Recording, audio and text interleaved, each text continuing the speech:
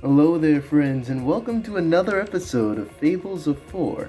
Now, if you don't know what Fables of Four is, then you need to subscribe. Do it, please. I need Fables of Four is an audiobook series where I take the D&D characters that I played, put them in the D&D world that I run, and throw them through a variety of challenges and mysteries for your entertainment. Now, today's episode is going to be a little bit of the same and a little bit different, so why don't we get into the nerdy stuff and then get right into the story. Let's use the cherry candy set. Today's locale is 6 Evergrande. Evergrande is the capital city of Ysbora and home to the famous Pearl Castle. It is a cool, dry, coastal area filled with magic guilds and a thriving port community. It also features the Grand Temple of Rainvow. Today's plot is 9. A farmer rides into town, white as a sheet. He claims his scarecrows have been moving closer to his home each day. This morning, they were outside the windows of his house. Is this the work of local pranksters, or something else? Today's characters are 4. Desmond Johnson. Understood. I will try my best. Desmond is a young, dark-skinned human man with black dreadlocks and brown eyes. He is of average height and build, wearing an armored uniform with dungeon equipment on his person. 7. Automatic. Damon debauchee. May my enemies be swallowed by darkness. Damon is a lavender-skinned, half-elf man with short, white hair and red eyes. He is slightly tall and lanky, wearing dark robes and a scarf. 9. Tom Herschel. I'll go put the pot on the fire. Tom is a middle-aged, green-skinned, half-orc man with no hair and yellow eyes. He is very tall and stocky, wearing a cook's uniform. 3. Automatic. Fredrich Farmington. Excellent. Someone fetch me my halberd. Fredrich is a young, tan-skinned human man with styled, blonde hair and hazel eyes. He is tall and muscular, wearing regal armor and a winged helmet with a cape bearing his country's symbol. Now, let's witness the March of the Scarecrows.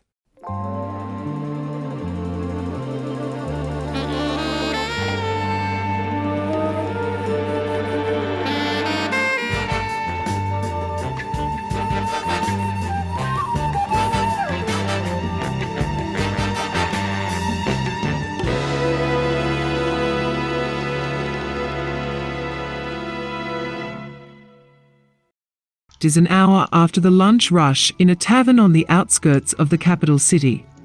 Fredrich sags atop a bar stool, moping over a glass of wine. Desmond, seated beside him, is methodically polishing off a plate of seasoned rice and goat curry. Their waiter comes over with a bowl of dark-colored chips. I believe there has been a mistake. We did not order additional dishes. Yes, but I saw your friend over there and thought I would come to cheer him up. These are on the house, as they say. Take this kuli kuli, a tasty treat made from ground nuts. Fredrich absent-mindedly reaches out, grabs a handful of the chips, and crams them into his mouth. The sweet, spiced flavor catches him off guard, and he sits up, blinking. These are delectable. See? Excellent. No need for frowning. Yes? Perhaps there still is. I've been tasked with seeking out women to help my hometown combat a hag coven's curse. But so far, none have been interested. You asked the Queen of Ysbora to leave both throne and country in order to assist you. Precisely! And then she started laughing, even though I hadn't told a joke? Women are so confusing. Oh yes, lady problems. I remember when I was young, the girls would dance and flirt with you all day, just to steal your recipes into the night. A brisk draft sweeps through as the tavern doors open, and a human man shuffles in. He is short and stocky, with large eyebrows and an even larger moustache. He is dressed as if he'd just come from the farm, his arms exposed despite the winter chill outside, leathers and tools strapped to his chest and legs. Farmer Jean, is it time for another delivery already? Jimmy is gone until 3 o'clock. The farmer approaches Tom. His tan skin is quite pale, and seemingly not just from the cold. I need someone to put up a town bulletin as soon as possible. Uh-oh, what happened? My scarecrows. Tom, they were outside the window this morning. Desmond and Fredrich look over, concerned. I am hearing you, but I do not understand. Every day for the past few weeks, my scarecrows have been moving closer to my house. Those good-for-nothing guards can't seem to solve it, so I'm going to hire someone who can. Tom rises from his bar stool. Maybe I can help. This way, you don't have to spend so many coins. Are you sure? Come now, you have been a great supplier to this place. I have only been here for a little while, but I want to do you a favor. I really appreciate that, Tom. I'll help you out where I can, but we better be careful. I've got a suspicion that darn hag and her new boyfriend are responsible for this. Fredrich perks up and looks over. Oh, hag, you say? Yes, sir. Her name's Julia, and she's been leeching off our town for going on 2 years now. We hired some guards last year, and they haven't done jack squat. Either that hag is a magical genius, or those guards are sitting on their thumbs. Fredrich stands. Allow me to accompany you. I would not want to take you too far from where you are going. This Gulia individual is one that will likely give me the best information on my homeland's curse. It is not a bother. In fact, it is a benefit. Desmond? Desmond does not look up from his nearly finished meal. While I do wish you the best of luck, I will likely be returning to my inspections in a few hours. Our arrangement was for you to assist me with a layer inspection, and in turn, I was to assist you in your audience with the Queen. Desmond, you never assisted me with a queen. You just sat there combing through your dungeon paperwork while I did all the talking. Very well. I will assist you in this task instead. The three men gather their belongings and meet Farmer Jean next to his horse in the town square. There is a light dusting of frost-tracing windowsills and lining the edges of wagons. The sun is bright, but not quite warm enough to melt the cold from the night prior. Similarly, the dirt along the road feels hard beneath their feet, and the brittle grass crunches easily underfoot. An hour later, they are in the front yard of a farm. Land stretches and rolls in huge plots, all barren and partially white from the cold. The scarecrows are bunched together outside of one of the windows, and a few men in uniform are joking and laughing next to them. See? The guards think scarecrows coming to attack my family means it's chit-chat time. We should have never hired them. Why would you keep them employed? Even though they can't get rid of the hag. She hasn't been as active as she was before they came, so they've got that going for them.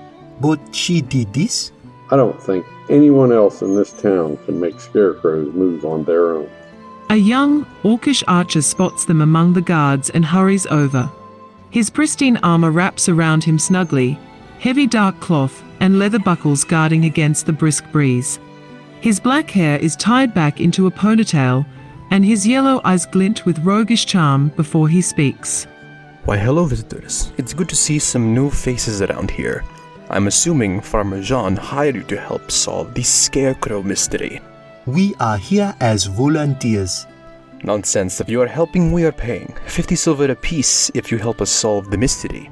The party nods, and Farmer Jean seems surprised at the initiative being taken. I am Captain Diego de Aire. My guards here are part of the contracting company Tengard. To whom do I have the pleasure of speaking? I am Prince Fredrich Fitzgerald Farmington, son of the magnificent King Finley Farmington III.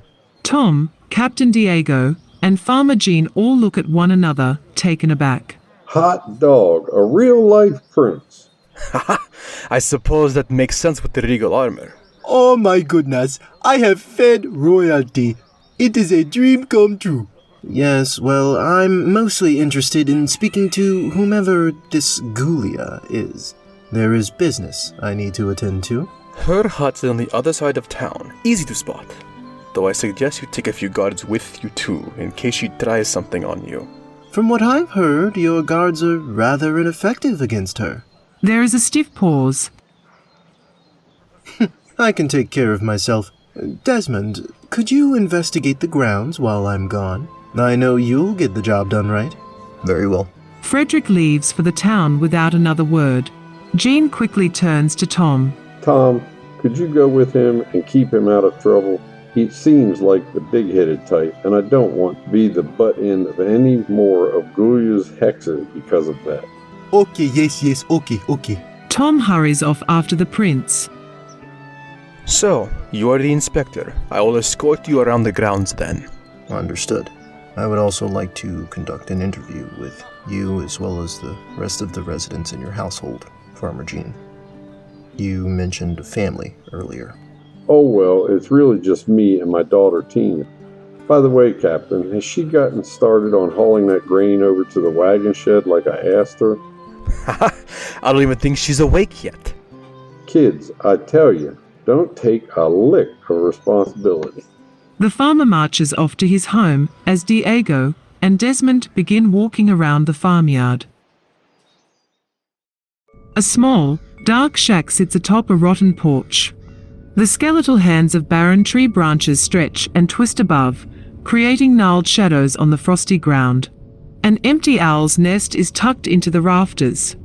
Steam spirals up from a crooked chimney, but the windows are too grimy to see through, and the door is closed. Oh, are you sure we should just walk right inside? I don't see why not.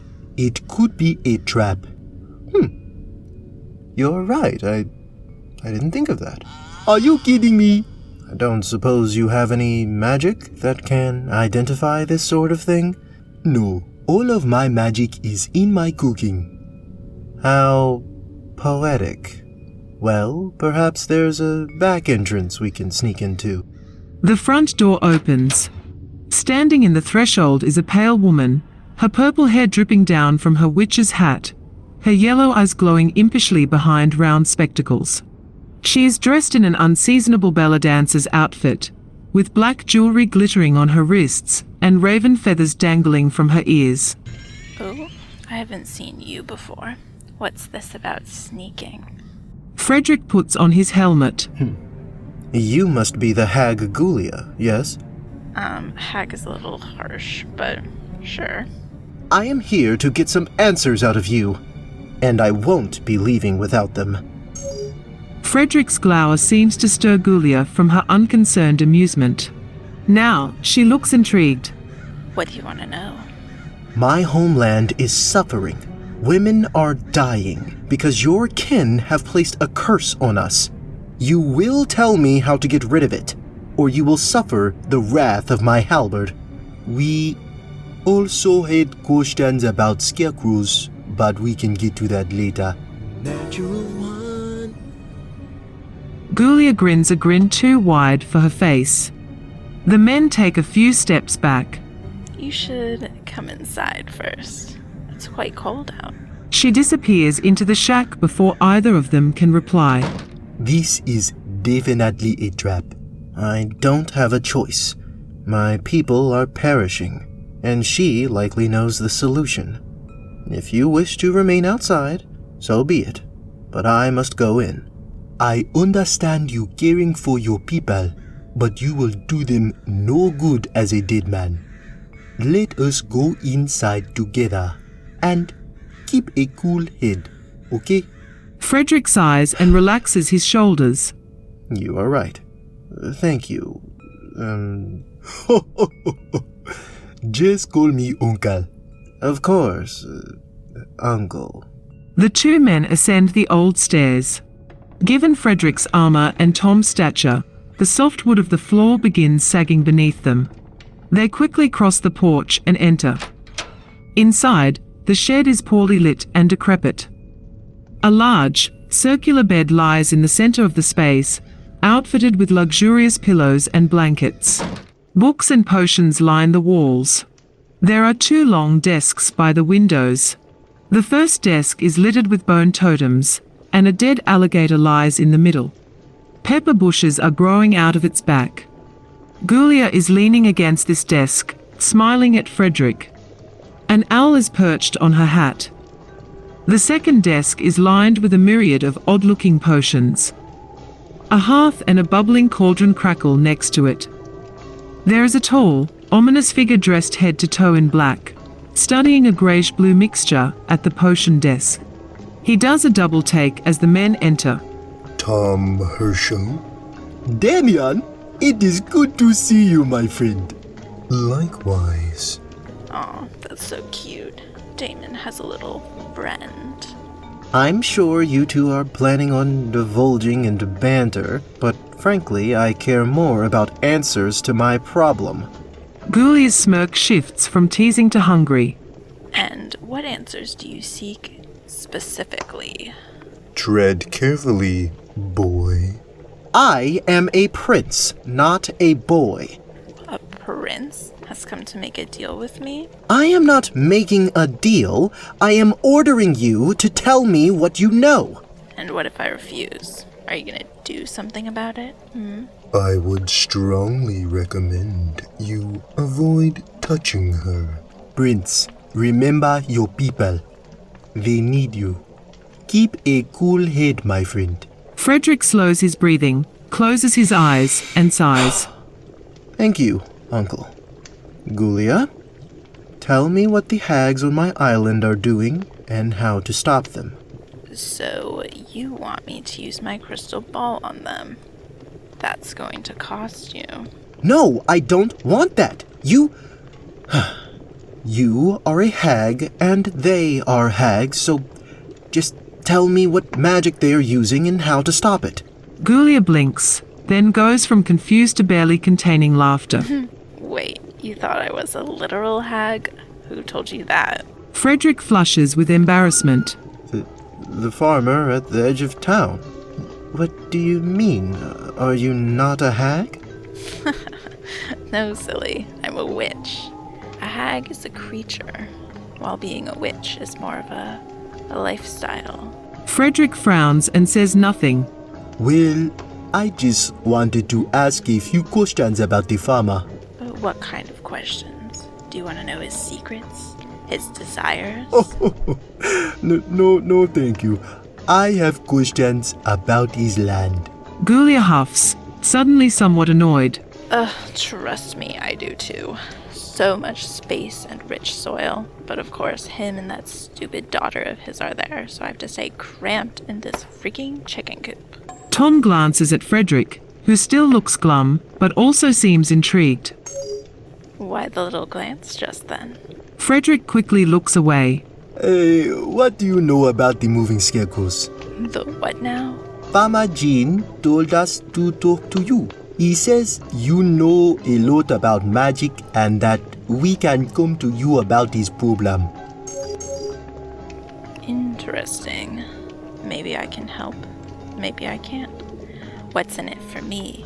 Watch your words, Tom. She thrives off of deals like these. Tom looks around for ideas and spots the peppers near the windowsill. Okay, I could not help but notice your lizard friend on the desk there. What are those on him? Fire and peppers? Yeah, they are. Not a lot of people on this continent know about these. Yes. Look, you must be very cold in that outfit. Let me make some pepper soup and we can take lunch together. And then we have a chat about the magic, okay? You make your soup, and I'll try it. But don't think that's all I'm gonna demand from you. Desmond and Diego were just finishing a long lap around the farmland's perimeter when the inspector spotted something strange near the scarecrow cluster. A few yards further into the farmland, there is a faint imprint cracked into the frozen earth. It looks like 2 capital T's stacked on top of one another. A quick glance up confirms that it is the outline of one of the scarecrow stands. It seems as though one of these scarecrows must have fallen down at some point. Both of the men squat to get a better look. We didn't catch this earlier. None of my men knocked me down, at least not that I'm aware of. How often do your men patrol the area? The two of them stand. Desmond produces his notebook. None, not until recently. We usually have our hands full with the witch or the rest of the town. We just started nightly watches here earlier this week. And you haven't spotted anything unusual? The men often find themselves getting tired during one of the night watches. And by the time the fourth watch arrives, the scarecrows have moved. Do you know which watch? The second or third. And you've rotated your men. Every night. Who all is in your group, and which of them have experienced this drowsiness? That is me, 5 spearmen, 3 other archers, and a sorceress who doubles as a treasurer. Of the 10 of us, only the archers and I haven't experienced the drowsiness. Then again, I haven't put myself or any of the archers on watch for this area yet. Up until this morning, the pranksters and scarecrows haven't been as important as keeping a witch under control. Pranksters. Well, that was what we thought it was originally, but with this random sleepiness in Jean's fear, it might turn out to be something more serious. Our sorceress still hasn't been able to confirm. Do you think Farmer Jean may be in danger? I certainly hope not, but if I were him, I'd consider moving. Thank you for your time. By the way, you and your team should join us for a stakeout tonight. Perhaps we can catch the culprit together. The inspector nods, then leaves the captain standing in the middle of the farmyard. As Desmond reaches the front door, he hears someone approaching and steps back. Because we can't afford any more chickens getting snatched. If you can manage to make your silly contraptions, you can manage to fix a chicken coop. Oh, hey there, Inspector. Come on in. It's cold out. Good afternoon. I finished a review of your farming area and conducted an interview with the captain. May I also ask you a few questions? Sure, but let's keep it quick. I gotta haul that grain Tina was supposed to get started on 3 hours ago. Teenagers, I'm telling you. Understood. When did the scarecrow phenomena first begin? Farmer Jean scratches his head. I'd have to say maybe 2 or so weeks back. At first, I thought I had a scarf rat infestation. Then after a while, I realized all those holes were from where the scarecrows were being picked up and skewered in closer. They've moved every night since then. Every night? Without fail. Normally it's just a yard or so closer, but last night was about 20 feet. Do you believe this is a prank? Well, the only prankster in town is Tina, and she grew out of that nonsense about a month or 2 ago. Besides, those posts are too heavy for her to lift.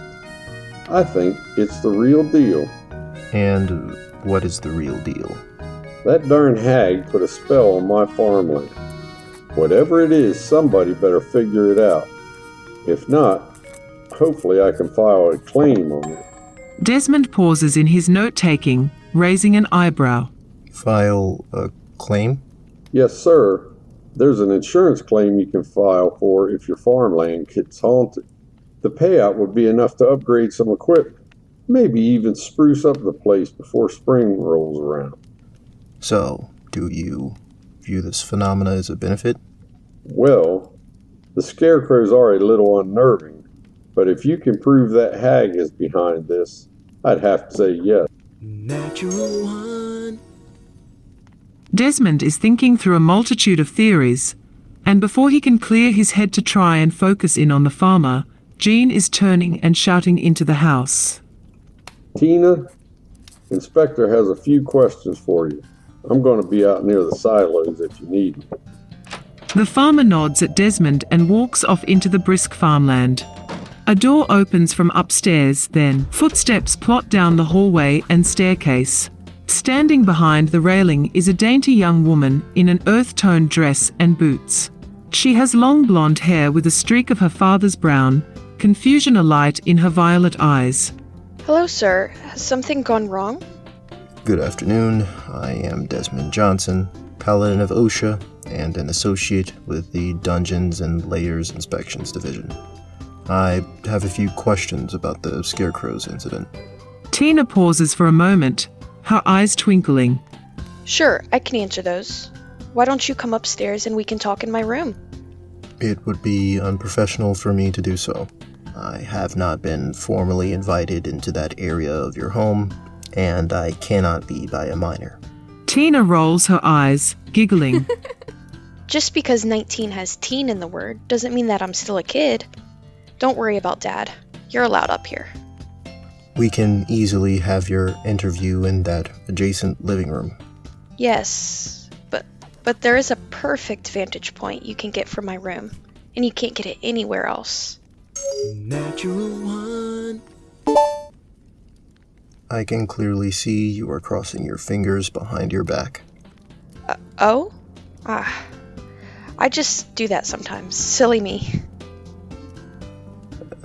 First question. Have you seen any strange occurrences in the evenings over the last 2 weeks? You don't want to come upstairs that badly?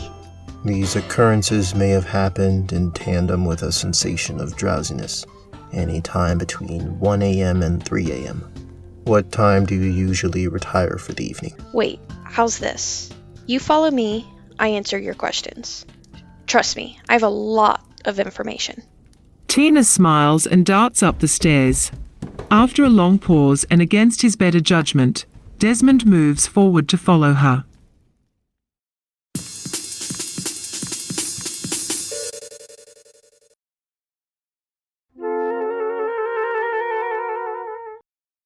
Natural 20. The hut is filled with a dizzyingly delicious aroma, spicy and savory, the smell of seared fish, the sweet heat of minced fire and peppers, a buttery warmth from the fresh rice. Tom puts his heart and soul into the dish, humming and dancing, tapping his feet to the rhythm of the magic within his pot. The others sit on the floor, waiting. After an hour of anticipation, the meal is finally done. Tom serves everyone a heaping helping of rice and soup, and they each take their first bites. How is taste like this even possible? A bit spicy, but the flavor is indeed robust. The three men look at Gulia as she tries the dish. She takes another spoonful and another. Yeah, okay. This is the best thing I've ever eaten. Like, literally ever. Glad you enjoy it. The room is quiet as the three scarf down the meal. Tom smirks at the fruits of his labor, while the owl on Gulia's hat peers down at the food with a curious longing. So, about the farmer, I was hoping you could tell us more about how you moved his scarecrows. Huh? I haven't used any magic on his farm yet. Oh, really? None last night? Dude, I went to bed at like 10 last night. I can confirm this. I retired to my bedroll around midnight, and she was snoring loudly by that time. They didn't ask for all of that. Thank you, Kahoot, for defending me. We are sorry to make a big guess about you. Everybody seems so sure it was your magic. Don't worry about it. The town loves to think that I go around wasting spells to make their day worse. But I have better stuff to do. Like what? Wouldn't you like to know? She has been conducting necromantic research. I can confirm this, as she possesses a very impressive library that I have been studying for the past few days. She focuses on life transference, while I am interested in undeath. She has proven quite useful, nonetheless. The townsfolk are just afraid of what they don't understand. But they're gonna have to try a lot harder to get rid of us. Isn't that right, Kahoot? I will admit, some better living conditions would be nice. Some space to stretch, grow stuff, experiment on plants, that sort of thing. Like a large plot of farmland? Jeans, perhaps? Aw, are you offering it to me? That's adorable. No, I was making an incriminating... Say, are you interested in a place where you have more space and free reign to practice your magic? Specifically, a place with very low taxes and a community that doesn't automatically despise your existence? I'm listening. The island nation I'm from, Farmington, is experiencing a horrible disease sweeping the land and killing our women. The source of this is a hag coven's curse, hence my confusion and outburst earlier, of which I apologize. How would you like to be a part of the fight to save my country? I can guarantee you your own land, and at a very comfortable tax rate as well. Consider it. A new life, a fresh start, a win for everyone. The people will love you for it. Natural 20. So, your kingdom has a population problem. Of sorts, I suppose, yes. And just how do you want me to help with that, handsome? Gulia wiggles her eyebrows and Fredrich starts blushing. No, that's... I wasn't implying anything lewd. My duty is to gather... Look, Farmington is a Cool your cauldron, dude. I'm messing with you. Fredrich readjusts his armor, avoiding eye contact. I won't lie, though. That was a pretty smooth pitch. I'm almost there. Play your cards right, and you just might have me. Fredrich, now ecstatic, tries his best to seem calm. He takes out a red and black tablet with giant characters etched on it. It makes a wooden clink as he sets it on the floor between them. Keep and date all of your receipts from your travel. Then present this when you make it to Farmington. You will be repaid with interest. Nice gesture, but that's too risky. You're asking me to move my entire life to a different country, after all. How about 10 gold to sweeten the deal? Done. He reaches in his purse and puts 10 gold coins on top of the tablet. Tom almost chokes on his soup. Why are you giving us so much money? Where did you even get that from? Money is no object to a prince, especially one trying to save his people. Well, in that case... A ghostly hand appears. It brushes all but 3 of the gold coins off the tablet, then slides it over to the witch. I'll need this to get there. Otherwise, I'm not interested in your money. Very well. What else do you want? What else are you offering? As long as it is within reason, I'm willing to be flexible. Damon stops eating, watching closely. Tom is bracing himself for something horrible and magic to occur. Gulia smiles and sticks out her hand, palm down. Kiss my hand. Fredrich trades a glance with Tom. That's all? It doesn't have to be, but all you need is the one, and I'll go. Anything for your people, right? Fredrich hesitates. As I stated before, physical contact with Gulia. Damon, I'll give you one of my most powerful spells if you shut up right now. Damon returns to his soup. Wait, will I be harmed? You trust me, I'll trust you. Now, kiss it. A beat passes, then Fredrich lunges down and pecks the witch's hand as quickly as he can. Natural 20. There is a buzz of magic that seems to tingle up from Gulia's skin, but Fredrich has already leaned back, wiping his lips. Ugh, dang it, you went too fast. A deal is a deal. Fine, I guess I'll just turn one of your citizens into a frog instead. Kahoot, realizing he is missing out on playtime, pouts atop Gulia's hat. Tina is standing near the window of her room when Desmond reaches the top of the stairs. Yes, do come in. Desmond walks into the room. The paladin just barely notices the tension of a tripwire against his boot and lunges back as a cacophony of mud flour, chicken feathers, and paper mache erupt from all sides, consuming the space he had just occupied. Right when it looks like the trap has settled, A cup of water swings down and splats Desmond in the face.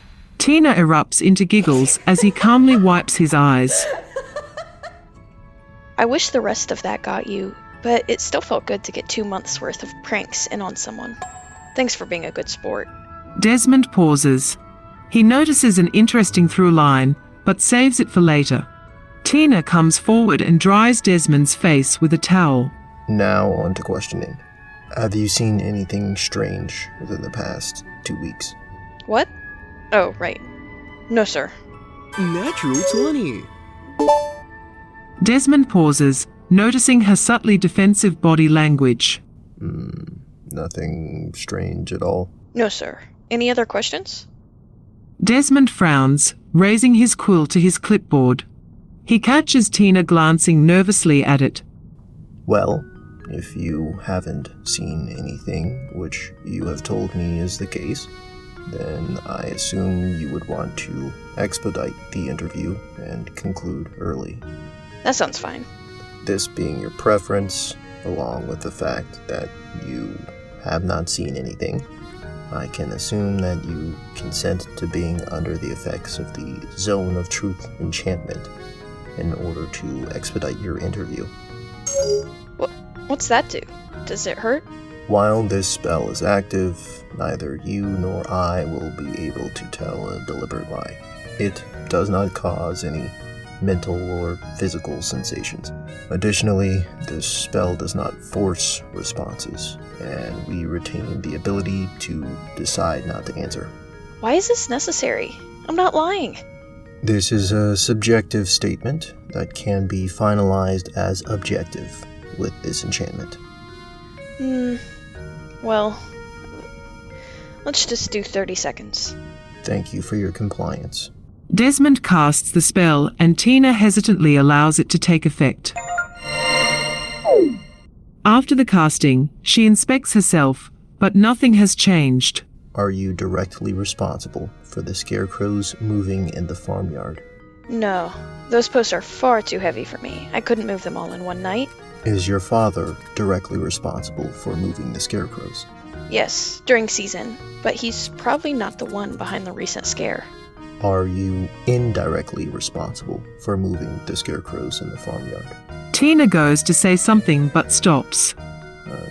Tina, are you indirectly responsible for the scarecrow phenomenon? Tina grits her teeth without a reply. Desmond writes something down, and she begins to shift nervously. What are you writing? Notes. Is the scarecrow phenomenon the reason you stopped publicly pranking? She presses her lips together and looks down, her forehead gleaming with sweat. What caused you to stop publicly pranking? I don't want to answer any more questions. Understood. Before I end this spell, I must inform you that I will be alerting your father as to your behavior, actions, and decisions. Tina flushes, eyes widening. Wait, what? Why? This is an active investigation in which he is the inquiring client. Additionally, it is clear that you are withholding crucial information, and he should be made aware. Tina rushes across her room and hugs Desmond's arm.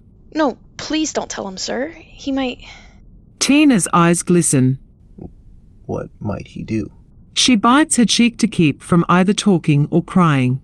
Tina, do you believe your father might harm you? What? Never. He might be the one getting harmed. Who is putting your father in danger? Look, can you drop the spell? I'll answer if you just drop it. Given your prior behavior, I will not comply with that request. Though, if you answer one of the questions you refused to before, I will not share with your father what you revealed to me. Tina lets go of him with a sigh and plops down on her bed. Desmond waits silently. Please, no more questions after this. Desmond nods.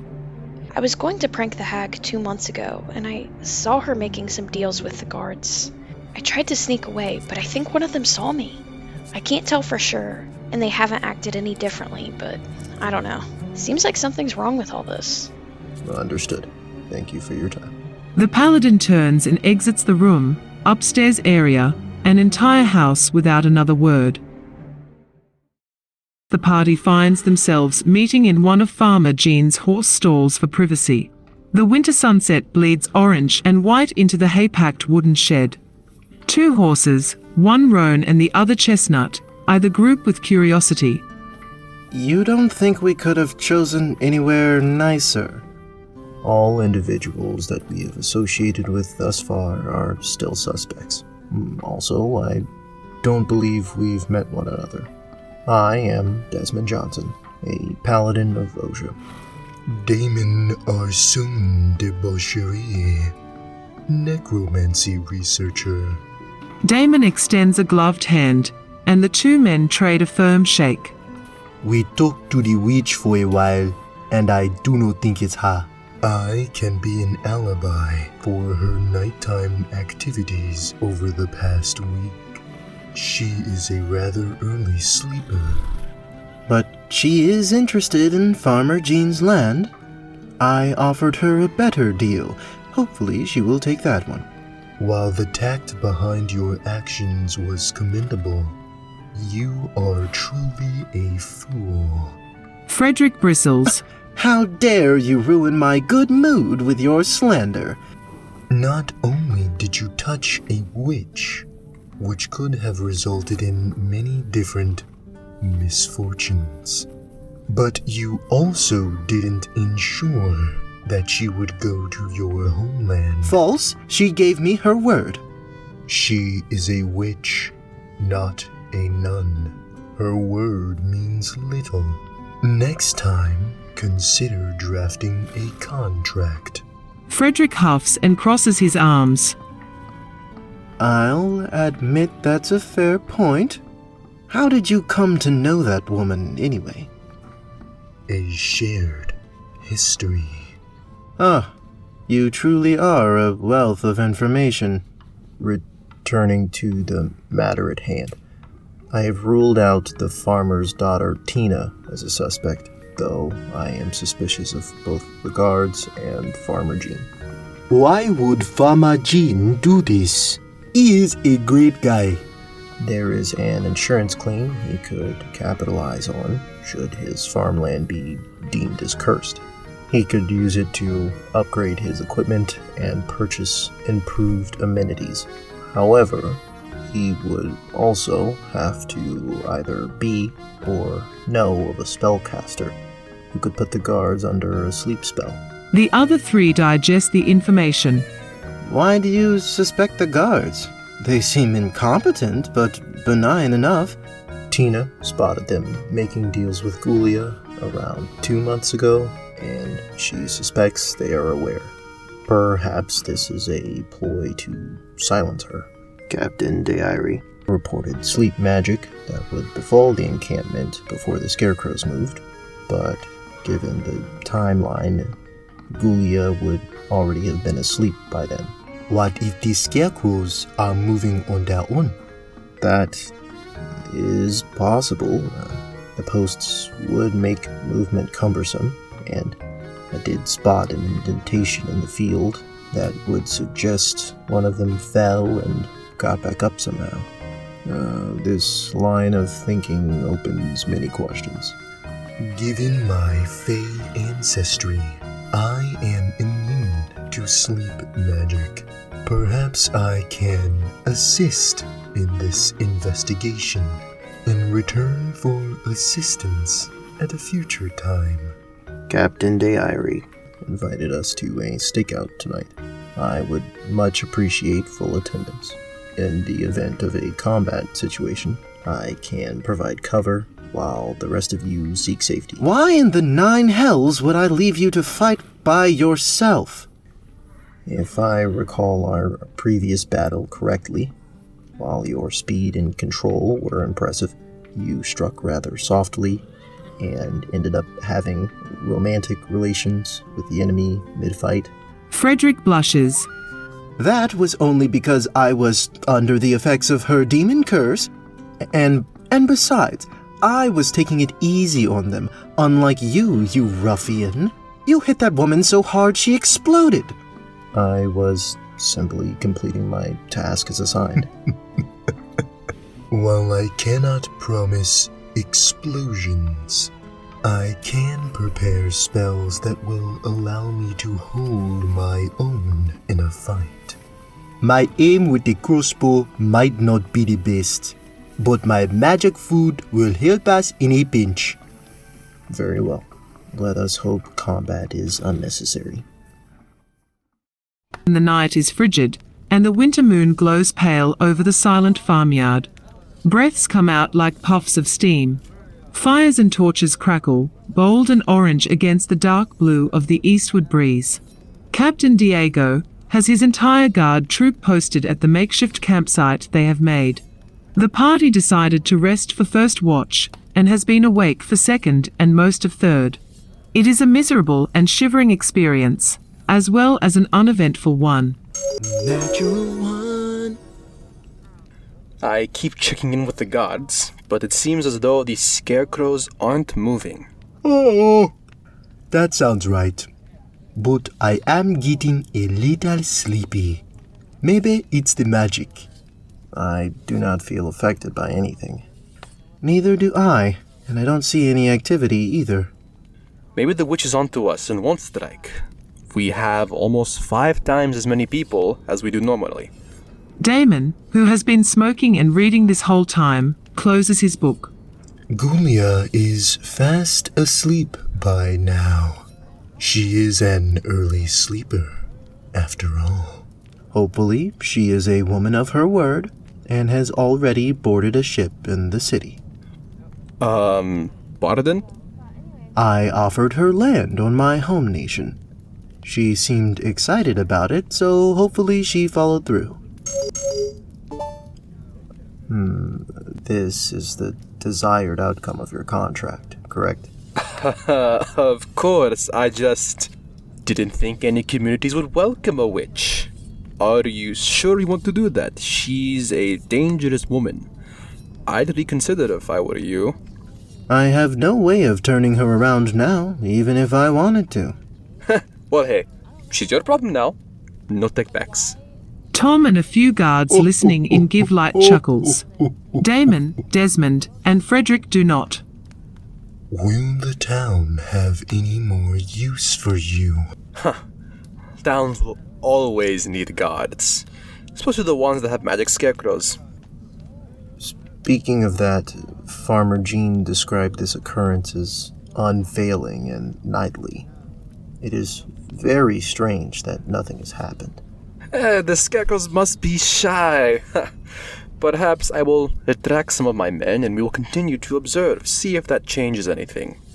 Aren't your men the ones doing it? Everyone is dead silent. Excuse me? Your men, they're the ones moving the scarecrows, yes? If the only spellcaster in town goes to bed too early to do it, and the sleep magic your guards reported being influenced by suddenly doesn't happen when we come to take a look, then obviously your guards are lying. So then it's your guards. Another unbearably long pause. Tom is fully awake and Damon is extinguishing his pipe. The guards have completely stopped their activities and are now staring at the party. I had a theory that you all were using this as an intimidation tactic, given that Tina witnessed your deals with Gulia and you all were aware. I'm not sure exactly what you expect to gain with these actions, however. My friends, reputation goes a long way. My supervisors here, I've been lying and off task for a year. What happens? I get fired, we all get fired, blacklisted even. And well, no one wants that, of course. The guards begin moving around camp and fiddling with weapons. Damon calmly flips through his spellbook. So you hope to scare them into silence? I hope to scare them away for good. Then we have the whole farm, our normal stream of income from the townsfolk, and our deal with Gulia. She gives us potions and magic, we give her new plants to experiment on, along with a kindly portion of our guard tax. No one would have been around to spread our secret. It would have been the perfect system had that farmer not been so stubborn. Tina feared you might harm Farmer Jean? Was this part of the plan? Not originally. But it doesn't look like he's going to leave anytime soon, so, well, plans change, you see. Oh, I'm sorry, but I cannot let you do that. I may not have known him for very long, but Jean is a good man. Do the rest of you feel this way? I care not for anyone who does not prove themselves useful or loyal to me. Do as you wish with the farmer and his land, but do not threaten Gulia, Tom, or these two men here. What sort of prince sees injustice and lets it fester? Even if it isn't my own country, I will not stand for this. I am contractually obligated by paladin duties to ensure that overt evil is either stopped or at least regulated. Those are very odd and conflicting responses. Let me make the decision easier for you. The captain disappears and reappears behind a wall of guards holding polearms. He and a few other archers raise their bows. My friends, this is nothing personal. Only business. Squadron. Kill them. It's time to roll initiative. The spearmen charge forward with their glaives, slashing and jabbing at the group. Tom manages to dodge out of the way, but Desmond is clipped before he can set up a proper defense. Fredrich is also struck, but he retaliates with a lightning-fast counterattack. Of the darkness within light. Amidst the chaos and combat, Damon dissolves into the cold of the night, making his way carefully around the battlefield while invisible. I'll clear a path. You head for Diego. Desmond feigns an attack, spins under an incoming glaive, then hits one of the guards with an upward slash. Dazzling gold flames erupt in the shape of a roaring lion as the guard falls on his back, out cold. The paladin then slides between another guard's legs and appears on the outside of the group. Quite impressive, my friend. Why don't we slow you down a bit? A symbol glows purple on Diego's forehead, and the same appears on Desmond's. He then knocks 2 arrows at once and fires them. Desmond deflects one with his hook swords, but the other sinks deep into the side of his hip. The sorceress of the group giggles and blows a kiss at Desmond, infusing magic into both actions. Desmond is unfazed by the laughter, but the kiss crystallizes into a dagger and cuts into his leg before he can react. Desmond, you could use a sip of my refreshing Zobo drink.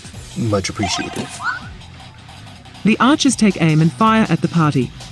An arrow punctures Tom's forearm as he tosses the Zobo, and another slashes Fredrich's bicep, but the third archer gets distracted by the sorceress and completely misses Desmond. Enough! Great king! Grow! Fredrich roars as he swells to double his size. Now towering at 13 feet tall, he swings his massive halberd and launches one of the spearmen through the air. The others rally together to fend him off. The remaining trio of spearmen, now rattled, focus on trying to bring down the raging giant. Only one is brave enough to actually hit him.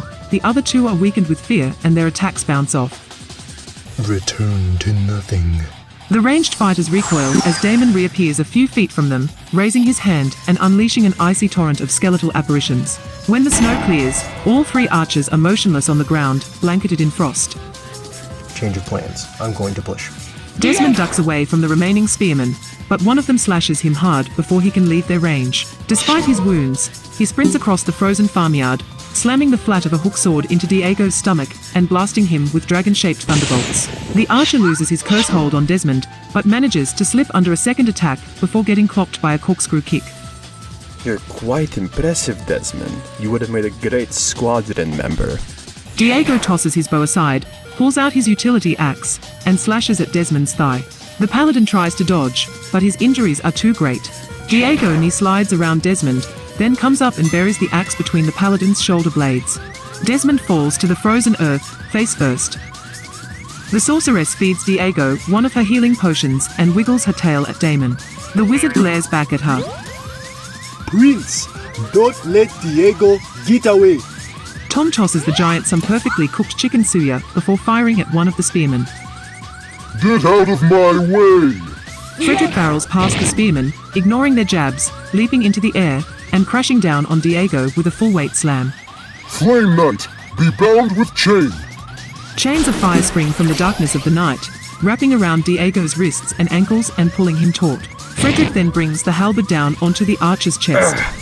Squadron, fall back. Fredrich twirls his polearm over his shoulder, and the butt end of it cracks against Diego's jaw. The chains fizzle out and the captain crumples to the ground.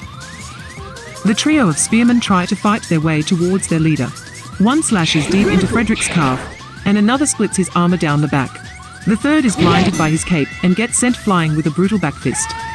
Surrender your belongings and flee. Otherwise, we will pursue you unto death. Damon snaps and the two remaining spearmen instantly collapse. He gives the sorceress a bored look. The sorceress unbuckles her bag, drops it, and sprints off into the night, tears of fear in her eyes. Tom nods at the others. He unties his apron and uses it for makeshift handcuffs. Fredrich shrinks down to normal size, limps over to the sorceress's bag, and rummages through it. He finds another health potion and dumps it into Desmond's mouth. The paladin stirs and rises to his knees, clearing his throat.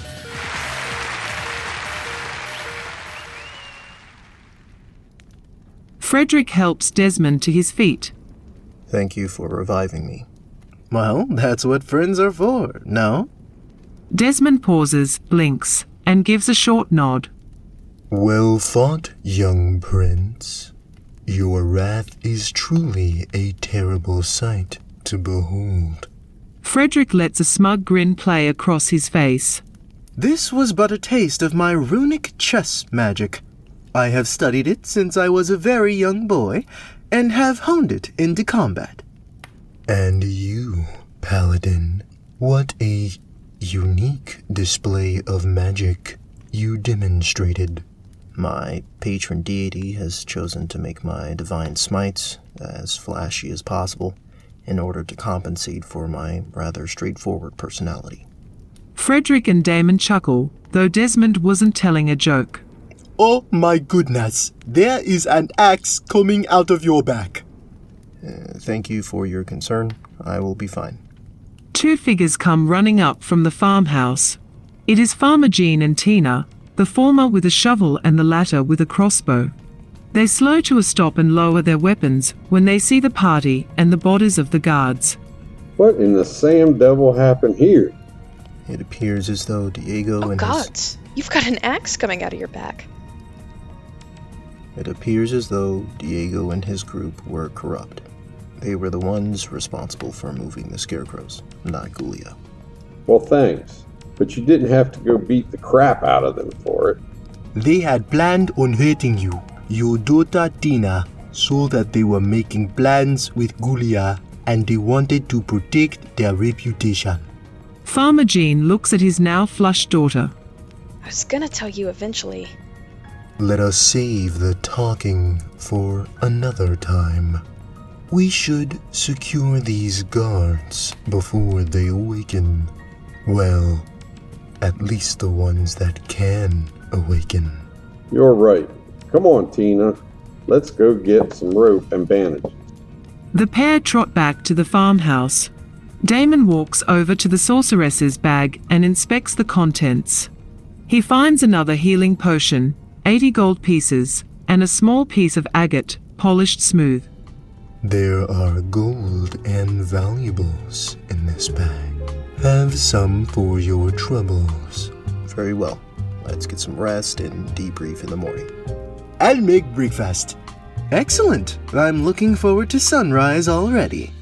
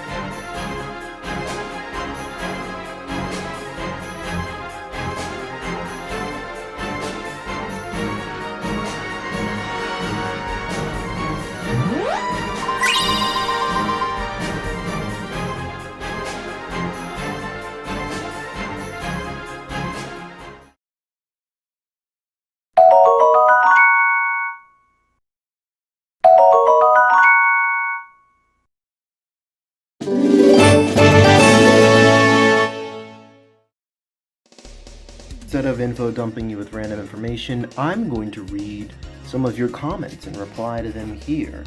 I can't believe Jordan Peele ripped you off like that. Yes, an interesting thing about that episode, premises that I'm pulling from in Reddit, I think they come from like 2015 or something like that. So technically it might be true that Jordan Peele may have looked at that for inspiration for Nope. Is that the case? Probably not. I love the voice acting from Marin. Yeah, she did a pretty stellar job there. I really do appreciate all of the voice acting I get. All of it is volunteer. In the future, I might hire some folks over Fiverr, but a lot of my friends that we have up here are just surprisingly good voice actors and voice actresses. So, incredible storytelling. Another wonderful episode.